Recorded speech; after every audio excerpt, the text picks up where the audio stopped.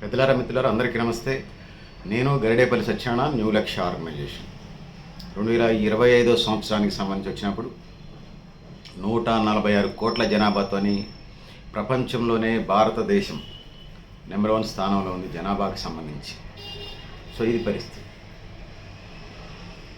జనాభాలో నెంబర్ 1 స్థానంలో ఉన్నటువంటి నేపథ్యాన్ని మనం చూస్తున్నటువంటి క్రమంలో మరి ఇక్కడ స్త్రీ పురుష జనాభా అనేది చాలా ప్రధానంగా మనకు కనిపిస్తూ ఉంది. ఆ అంశానికి సంబంధించినటువంటి విషయాలు మీ దృష్టికి తీసుకురావటమే ఈ వీడియో యొక్క ఉద్దేశం. పెద్దలారా మిత్రులారా, సోదరులారా, అయితే జననాల రేటు తగ్గిపోయినట్టుగా గత 4 దశాబ్దాలుగా మనకు అర్థమవుతుందని తెలియజేసుకుంటా ఉన్నాను. అంటే 40 ఏళ్ళుగా భారతదేశంలో జననాల రేటు 1.9% ఉంది. జనరల్గా ఇది ఇతర దేశాలకు సంబంధించి అగ్రిగేట్ తీసుకున్నప్పుడు యావరేజ్ తీసుకుంటే రిప్లేస్మెంట్ రేట్ కనీసం 2.1% ఉంటుంది. మన దగ్గర 1.9 అంటే 0.2% తగ్గుముఖం పట్టినట్టుగా ఈ లెక్కల ప్రకారం మనకు అర్థమవుతుందని తెలియజేసుకుంటా ఉన్నాను.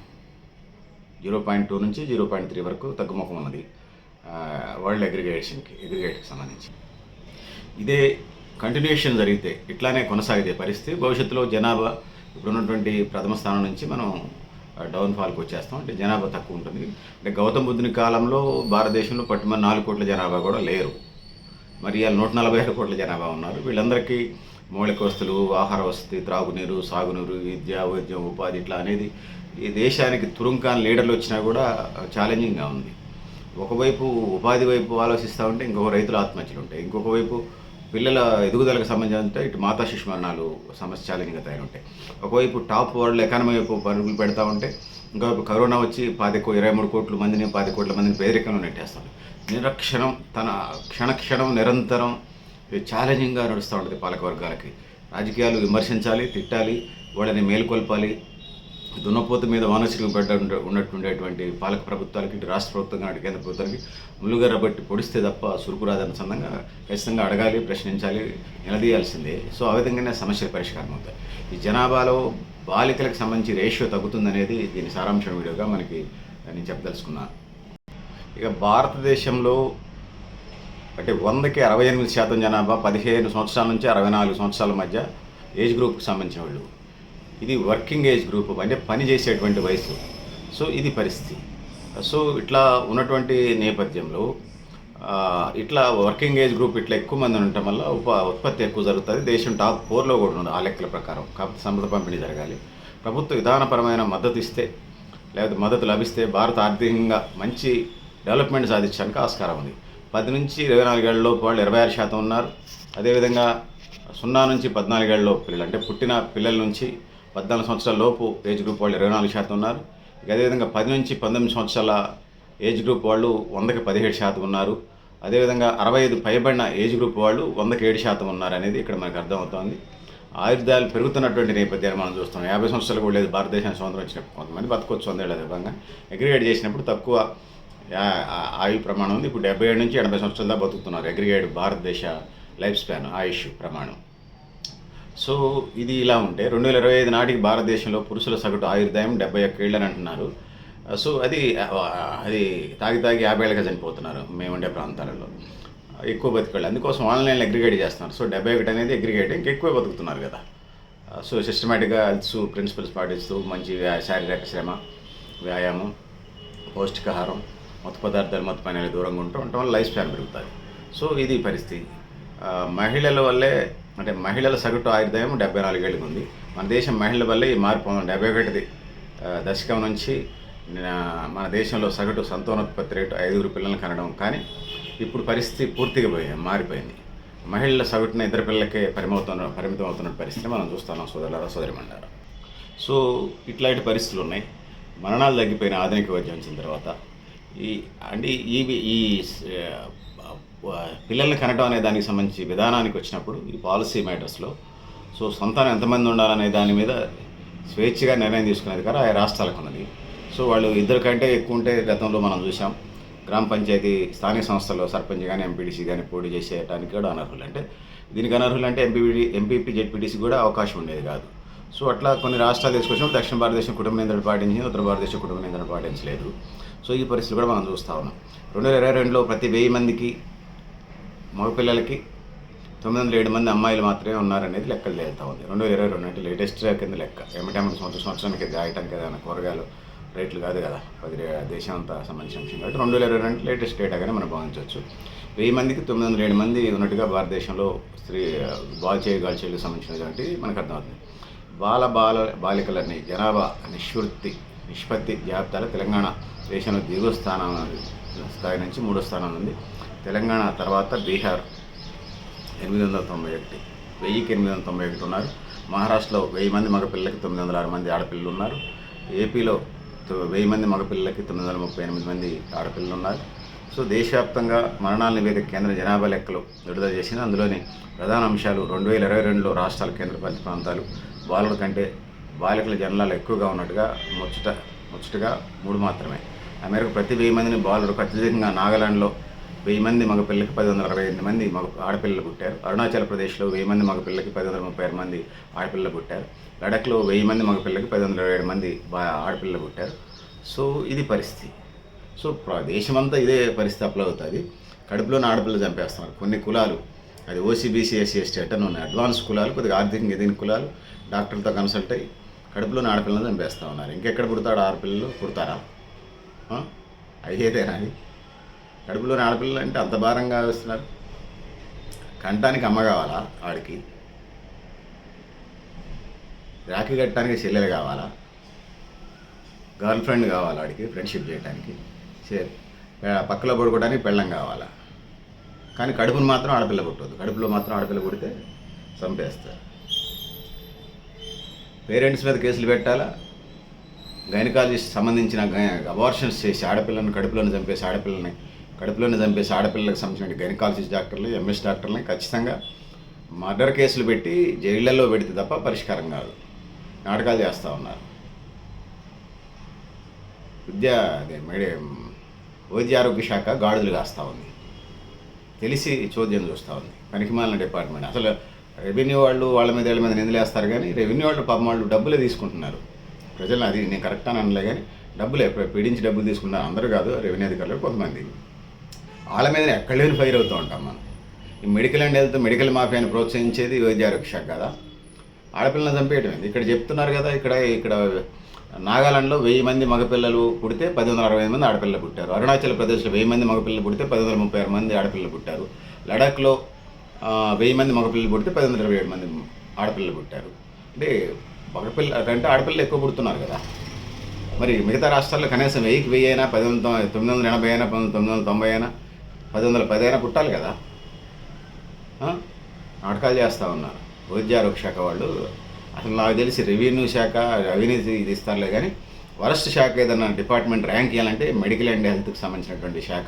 అది కేంద్రంలో కానీ రాష్ట్రంలో కానీ అవార్డులు ఏమైనా ఇచ్చి ఇది చేయాలంటే చెత్త పనితనం అవార్డు ఏదైనా ఇవ్వాలంటే స్వతంత్రం వచ్చిన దగ్గర నుంచి ఇప్పటిదాకా ఇచ్చేటువంటి అవార్డు ఏదైనా ఉందంటే ఒక శాఖ, అది వైద్య ఆరోగ్య శాఖ తప్ప మరొకటి కాదనేది నేను తెలియజేసుకుంటా ఉన్నాను.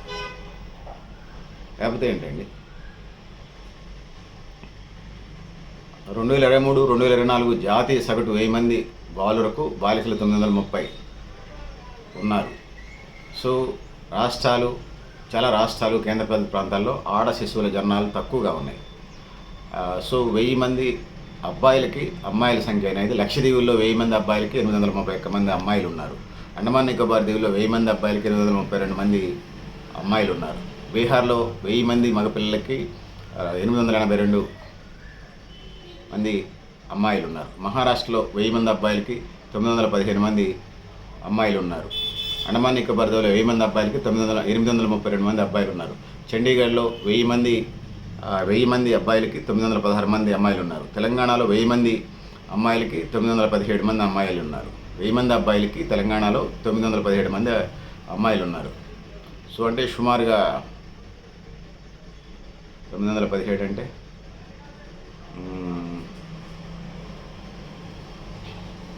83 మంది తక్కువ పుడుతున్నారు ఆడపిల్లలు. అది అగ్రిగేట్. ఇంకా కొన్ని కులాల్లో చెప్పనాలవేనే కాదు. హర్యానాలో 1000 మంది అబ్బాయిలకి 917 మంది అమ్మాయిలు పుడుతున్నారు. ఢిల్లీలో 1000 మంది అబ్బాయిలకి 918 మంది అబ్బాయిలు పుడుతున్నటువంటి నేపథ్యాన్ని చూస్తాం. నాగాలాండ్లో 1000 మంది అబ్బాయిలకి 919 మంది అమ్మాయిలు పుడుతున్నారు. పంజాబ్లో 1000 మంది అబ్బాయిలకి 925 మంది అమ్మాయిలు పుడుతున్నారు. దాద్రా నగర్ హవేలీలో డైవ్ డామంలో 1000 మంది అబ్బాయిలకి 924 మంది అమ్మాయిలు పుడుతున్నారు. గుజరాత్లో 1000 మంది అబ్బాయిలకి 925 మంది అమ్మాయిలు పుడుతున్నారు. మధ్యప్రదేశ్లో 1000 మంది అబ్బాయిలకి 929 మంది అమ్మాయిలు పుడుతున్నారు. మణిపూర్లో 1000 మంది అబ్బాయిలకి 929 మంది అమ్మాయిలు పుడుతున్నారు. 1000 మంది అమ్మాయిలకు గాను ఇది కేంద్రపాలిత ప్రాంతాలు, ఇది రాష్ట్రాలకు సంబంధించినటువంటి వరస్ట్ రిప్రజెంటేషన్. సో భారతదేశానికి శ్రేయస్కరంగానే కాదు, ప్రకృతికి విరుద్ధంగా పోయినటువంటి పెద్ద పెద్ద కులాలని చెప్పుకుంటోళ్ళు ప్రకృతికి చేసినటువంటి శాపానికి ఆడపిల్లల ఉసురు కొట్టుకొని కులాల సంక్రమంతో ఈ దేశంలో కుల వ్యవస్థ ఆ కులాల సంక్రమంలో కలిసిపోతూ ఉన్నారు, మట్టి కొట్టుకుపోతూ ఉన్నారు. మనం చూస్తూనే ఉన్నాం. ఆడపిల్లల ఉసురు తగులుకుంటూ ఉంటుంది. ఆడపిల్ల కన్నీరు ఆ ఇంట్లో కన్నీరు గారిస్తేనే ఆ ఇల్లు దరిద్రం పట్టింది అంటారు. లక్ష్మీ అమ్మవారు పోయి వెళ్ళిపోయి ఇప్పుడు ఆడపిల్లని చంపేస్తే ఆ ఇంట్లో అనుభవిస్తున్నారని నేను భావిస్తాను. నేను దేవుడిని నమ్ముతాను కాబట్టి. సో అది పరిస్థితి మిత్రులారా. సో 2022లో 1000 మంది బాలురకు 907 మంది బాలికల నిష్పత్తునుడిగా మనకు అర్థమవుతుంది. సో దేశంలో బాలురు 52.4% ఉంటే బాలికలు 47.6%గా ఉంది రేషియో. బాలికల జనరల్ రేటు తగ్గిపోవడం ప్రమాద సంకేతకరమే. బాలికలే తగ్గుతున్నారు, కడుపులో చంపేస్తున్నారు. మహిళలు గౌరవించాలి, అన్ని చోట్ల వారికి సమాన అవకాశాలు కల్పించాలి అని ఉపన్యాసాలు దంచుడే కానీ కార్యాచరణ శూన్యం. సో కొన్ని కులాలు తెలివితేటలు ఎక్కువైనాయి, అందుకోసమే విపరీతమైన పోకళ్ళు. సో గుణాత్మక మార్పులు సాకారం చేసినట్టు అవసరం ఉంది. స్త్రీల వాటా వారి జనాభాకు తగినట్టుగా ఉందా? ప్రపంచ ఆర్థిక వేదిక తాజాగా విడుదల చేసినటువంటి రిపోర్ట్స్ మనకి ఏం చెప్తున్నాయి అనేది కూడా ఇక్కడ మనం ప్రశ్నించుకోవాలి. స్త్రీ పురుష భాగస్వామ్యం లభిస్తున్నటువంటి అవకాశాలు, విద్య, ఆరోగ్యం, జీవన స్థితిగతులు, రాజకీయ సాధికారిత ప్రాతిపదికగా 148 దేశాలు కేటాయించిన ర్యాంకులో ఇండియా 131 స్థానంలో ఉంది. మన మోడీ గారు 4వ స్థానంలో ఉంటుంది. పెదనాన్న మన వరల్డ్లో 4వ స్థానం ఉన్నాడు, సంపద పంపిణీలో ఉన్నారు. సో ఇది ఇప్పుడు చెప్పినటువంటి విద్య, వైద్యం, జీవన ప్రమాణాలు, రాజకీయాలు, రాజ్యాధికారంలో 148కి 131 స్థానంలో కింద నుంచి టాప్లో ఉన్నాం, పైనుంచి కాదు. అయితే దాని కూడా చూడాలి. ఆధునిక సాంకేతిక యుగంలో కూడా ఇట్లాంటి ఎరితళ్ళు, లింగ వివక్ష, పురుషాధిక్యత అయితే పురుషాధిపత్య చట్టంలోనే ఉండటం దేశం అంత శ్రేయస్కరం కాదు. సో బాలికల జనరల్ రేటు తగ్గిపోతూ స్త్రీ పురుష నిష్పత్తిలో అగాధం పెరిగిపోతే సృష్టికి ప్రమాదం ఉంది. అది ఆల్రెడీ ఫేస్ చేస్తూనే ఉంది. మేము కొన్ని కులాలను చూస్తూనే ఉన్నాం. ఏ కులాలను పడితే ఆ కులాలను చేసుకుంటూ ఉన్నారు. సో సోదరిమండలారా, ఎవరిని పడితే వాళ్ళని చేసుకుంటున్న పరిస్థితి మనం చూస్తూనే ఉన్నాం. వాళ్ళు పేద టాప్ కులాలు అని చెప్తున్నారు, ఇంటర్ క్యాస్ట్ మ్యారేజ్ చేసుకుంటూ ఉన్నారు. పోనీ ఇంటర్ క్యాస్ట్ మ్యారేజ్ చేసుకుంటున్నారు, మేము పెద్ద సమసమాజం కాళ్ళని అనుకుంటే, సమసమాజాన్ని సిద్ధాంతాలు చెప్తాడంటే వాళ్ళ ఇళ్లలో ఉండే ఆడపిల్లలు మాత్రం వేరే కులానికి ఇవ్వరు. సో ఇవన్నీ కులం లేదు, మతం లేదని చెప్తా ఉన్నారు. మళ్ళీ పోరగాడ పుట్టిన ఆ కులం పేరుతోని చివరిలో వాడికి పుల్లయ్య, మల్లయ్య అని పెట్టి ఆ కులం పేరుతో డాగి పెట్టుకుంటున్నారు. ఇది ఏ కులాలో, ఏ అభివృద్ధి, ఓసీబీసీ, ఎస్సీ, ఎస్టీలో ఏ అభివృద్ధి చెందిన కులాలో మీకు తెలుసు, నాకు తెలుసు. మీకు కావాలంటే ఒక గ్రామాన్ని రిపోర్ట్గా తీసుకోండి. కడుపులోనే ఆడపిల్లలను చంపేసే కల్చర్ అది అంత మంచిది కాదు. మీకు మంచిది కాదు, మాకు మంచిది కాదు, సమాజానికి మంచిది కాదు, దేశానికి అసలే మంచిది కాదు. ఆడపిల్లని పుట్టనిద్దాం, బతకనిద్దాం, చదవనిద్దాం, ఎదగనిద్దాం, ఆస్తిలో ఓటా ఇద్దాం, గౌరవం ఇద్దాం, అవకాశాలు ఇద్దాం. ఆ విధంగా ముందుకు వెళ్ళాలి. వెస్ట్రన్ కంట్రీస్కి సంబంధించి వచ్చినప్పుడు అన్నీ నేను పాటించని చెప్పను. వెస్ట్రన్ కంట్రీస్ సంబంధించి మగవాళ్ళతో సహా, మగవాళ్ళతో పాటుగా ఆడవాళ్ళు కూడా 40, 43%, 46% పైగా ఉత్పత్తి రంగం ఏదైతే ఉందో, వ్యవసాయ రంగం, పారిశ్రామిక వివిధ రంగాలకు సంబంధించి దేశీయ ఉత్పత్తులు, స్థూల జాతీయ ఉత్పత్తులు, జీడిపిలో వాళ్ళ వాటా ఉన్న దేశాలే అభివృద్ధిలో టాప్ మోడల్స్లో ఉన్నాయి. సో అది పరిస్థితి. మహిళల్ని చిన్నచూపు చూసి ఇంటికే పరిమితమైన దేశాలకు సంబంధించి అవేమన్నా ఖనిజ వనరులు ఉంటే చెప్పలేలే, కానీ అట్లా కాకుండా ఖనిజ వనరులు లేకుండా, అంటే ఆయిల్ లేకపోతే గ్యాస్ నిక్షేపాలు లేని దేశాలు అయితే చాలా బ్యాక్వర్డ్గా ఉన్నాయి. సహజంగానే మనిషి అన్న తర్వాత కష్టపడాలి. ఖాళీ కూర్చుంటే దెయ్యాల పుట్టలాగా ఉంటుంది, ఇది అవుతుంది. కానీ చాలా కొన్ని కులాలు, కొన్ని మతాలు ఆడపిల్లల్ని ఇంటికే పరిమితం చేశారు. సో క్యారెక్టరైజేషన్ పేరుతో శీలం అనేది ఆడపిల్లకే, మగవాళ్ళకి వర్తించదా? పెళ్ళి కాకముందు ఎవరితోనైనా మాట్లాడితే ఆడపిల్లకి అక్రమ సంబంధాలు ఎండగడతా ఉన్నారు. మరి మగపిల్లలు మగవాళ్ళు మాట్లాడితే వీళ్ళు బరితెగించినట్టు కదా. వీళ్ళకి కూడా వర్సిటీ పరీక్ష చేయాలి, మెడికల్ సైన్స్ చేస్తుంది. సో ఇట్లా ఆడపిల్లలకు సంబంధించి చిన్నప్పుడు తండ్రి సంరక్షణలో, పెళ్ళైన తర్వాత భర్త సంరక్షణలో ముసలోళ్ళు అయిన తర్వాత ఆ మహిళలు అమ్మలక్కలు కొడుకు సంరక్షణలో పెరగాలి. సాధికారిత లేదు, ఆ మహిళా సాధికారిత. ముఖ్యంగా ఆధిపత్య కులాల్లో కూడా ద్వితీయ శ్రేణి పౌరులుగానే చూస్తున్నారు మహిళల్ని. ఇక కింది స్థాయి అయితే అసలు అంటే వాళ్ళకి అభిప్రాయాలు వాళ్ళ మనుషులని చెప్పడానికి వీల్లేదు. పెళ్లి చేసుకొని మడుగుతో కాపురం చేయడం, బట్ట వదలటం, బొచ్చె పిల్లల్ని స్కూల్కి పంపించడం, మగుడిని డ్యూటీకి పంపించడం, ఇదే ఎజెండా. అసలు పనే చేయట్లేదు నువ్వు అంటారు ఎంత పని చేసినా. టిఫిన్ యాడ్ నుంచి వస్తుంది, టీ యాడ్ నుంచి వస్తుంది, పాలు యాడ్ నుంచి వస్తాయి, కూరగాయలు కూర వండడం ఎట్లా, అన్నం వండడం ఎట్లా, బొచ్చులో ఉండడం ఎట్లా, బట్టలు ఉండడం ఎట్లా, ఇది పొద్దుపూట మాట కూడా జరుగుతూ ఉంటుంది, బాక్సులు కట్టి పంపించడం ఎట్లా. ఏమన్నా అల్లావుద్దీన్ అద్భుత దీపాలు ఉన్నాయి భారతీయ సమాజంలో, లేకపోతే ప్రపంచంలో ఆడపిల్లలకు సంబంధించి అమలకలకు సంబంధించి లేవు కదా అల్లావుద్దీన్. అట్లా అనగానే చిటికేయగానే బియ్యం గిన్నెలో పోసి చిటికేయగలనే అన్నమయ్య చేస్తా అనే చేయాలి కదా. సో అసలు అది కోసమే మహిళలకు సంబంధించి నెలకి 70,000 మినిమం వేతనం ఉన్నాయి. కనీస వేతన చట్టాలకు సంబంధించి కొన్ని ట్రేడ్ యూనియన్స్ పోరాడుతూ ఉంటాయి. నెలకి 26,000 ఉండాలి, 24,000 ఉండాలి అని చెప్తూ ఉంటారు ట్రేడ్ యూనియన్ లీడర్స్. మహిళలకు 70,000 ఉండాలి అన్ని లెక్కలేస్తే. నేను లెక్కలేసాం. అన్నం వండినందుకు, కూర వండినందుకు, బొచ్చెలు తోమినందుకు, బట్టలు ఉతికినందుకు, బాక్స్ కట్టినందుకు, పిల్లల్ని రెడీ చేసినందుకు, ఇవన్నీ కుటుంబానికి సంబంధించి కట్టలే కానీ మనం వేతనం ఇవ్వాల్సి వస్తాయి. కాపురం చేసినందుకు వాళ్ళు లెక్కేస్తే 70,000 చాలా తక్కువ, చాలా ఎక్కువ వస్తుంది అమౌంట్. మేము అగ్రిగేట్గా 70,000 వేసాం. సో అందుకోసం ఆడపిల్లని పుట్టనిద్దాం, బతకనిద్దాం, చదవనిద్దాం, ఇవ్వనిద్దాం. సో కడుపును మాత్రం కొట్టకూడదు. నీకు చుట్టూ ఉన్న అవసరాలు మాత్రం ఆడవాళ్ళతో తీరాలి. అమ్మతోని, అమ్మ చిన్నప్పుడు నేను సంపాదించాలి, అక్క చెల్లు నీకు రాఖీలు కట్టాలి, ప్రియురాలు అయితే ఫ్రెండ్షిప్ చేయాలి, పెళ్ళమైతే నీతో పడుకోవాలంటే కాపురం చేయాలి. తయారయ్యారు అందరూ. సో అందుకోసం ఆడపిల్లని చదివిద్దాము, ఆ విధంగా మనకి తెలియదు. శీలం అనేది ఆడపిల్లలకు సంబంధించింది కదా, మన పిల్లలకు కూడా సంబంధించింది. ఎథిక్స్ పిల్లలకి నేర్పకుండా ఆడపిల్లని చిన్న చూపు చూస్తుంది. సో 1000 మంది మగపిల్లలు పుడితే 10,150 మంది ఆడపిల్లలు పుట్టాలి. ఈ రేషియోషన్ని ఏమి నిర్దేశిస్తామని ఆడపిల్లలను కడుపులో చంపేస్తారు. ఖచ్చితంగా వాళ్ళ మీద కేసులు పెట్టాలి, హత్యారాలకు కేసులు పెట్టి జైలుకి పంపిస్తే తప్ప వీళ్ళు బాగుపడరు. మెడికల్ అండ్ హెల్త్కి సంబంధించి కొన్ని డిపార్ట్మెంట్లు, అదేవిధంగా నర్సింగ్ అందరూ కాదు, కొంతమంది నర్సింగ్ పనిచేసేటువంటి వాళ్ళు. ఒక కేసులోనే నాకు డ్రీమ్ అది, ఒక భ్రూణ హత్యలోనైనా జైలు శిక్ష పడితే బాగుంటుంది అనేది నా వైద్య ఆరోగ్య శాఖ సంబంధించినటువంటి న్యాయశాఖ గాడుదలు కాస్తూ ఉంది. ఆడపిల్లని కడుపులో చంపేస్తే ఎక్కడో ఒకసారి భయపెట్టాలి కదండి. వారు కట్టిన చట్టంలో తయారు చేశారు, ఆడపిల్లని కూడా కడుపులో చంపేస్తాం. మర్చిపోయాను, గైనకాలజిస్ట్ డాక్టర్లు సంబంధించినటువంటి అబార్షన్స్లో కీలక పాత్ర పోషించే వాళ్ళు ఎవరైతే ఉన్నారో గైనకాలజిస్ట్ డాక్టర్లు, 2 ఎంఎస్ డాక్టర్లతో పాటుగా నర్సింగ్ ఎవరైతే సంబంధం ఉందో వాళ్ళని, స్కానింగ్ చేసినటువంటి వాళ్ళని ఫస్ట్ ముద్దాయిగా పెట్టాలి. వాళ్ళని సెకండ్ డాక్టర్ని, థర్డ్ నర్సులు పెట్టడం, తర్వాత పెట్టి విట్నెస్లు చెప్పించి కోర్టులో ప్రొడ్యూస్ చేసి వీళ్ళకి యావజీవ శిక్షలు వేయించాలి. చంపే హక్కు, సృష్టించే హక్కు మీకుందా, చంపే హక్కు మీకుందా? అదొక ప్రకృతి ధర్మం. జీవరాశి అంతరికి లేనటువంటి మీకేం వచ్చి పుట్టింది, జీవరాశికి ఎవరికి లేనట్టు ఇబ్బంది. సో అందుకోసం ఆ విధంగా ముందుకు పోవాల్సిన అవసరం ఉంది. స్త్రీ పురుష సమానత్వం రావాలి. ఇప్పటికే చెప్పినట్టు బాలికా సాధికారత, మహిళా సాధికారత వైపు అడుగులు వేయాల్సిన అవసరం ఉంది. ఇందులో అట్టడుగు కులాలకు సంబంధించి 33% రిజర్వేషన్లో కూడా అట్టడుగు కులాలకి జనాభా దామాష ప్రకారం, భారతదేశం కులం ఉంది, కుల వ్యవస్థ ఉంది కాబట్టి ఆ రేషియోలో కులాల వారీగా జనాభా దామాష ప్రకారం అన్ని రంగాల్లో వాటా కల్పించాలని తెలియజేసుకుంటూ, సో ప్రజలారా, మిత్రులారా, మీరు కూడా మేము ఏపీఎన్ కామెంట్ బాక్స్ రాయని తెలియజేస్తూ, నేను గడ్డేపల్లి సత్యనారాయణ, మీ లక్ష్య. థ్యాంక్ యూ అనండి.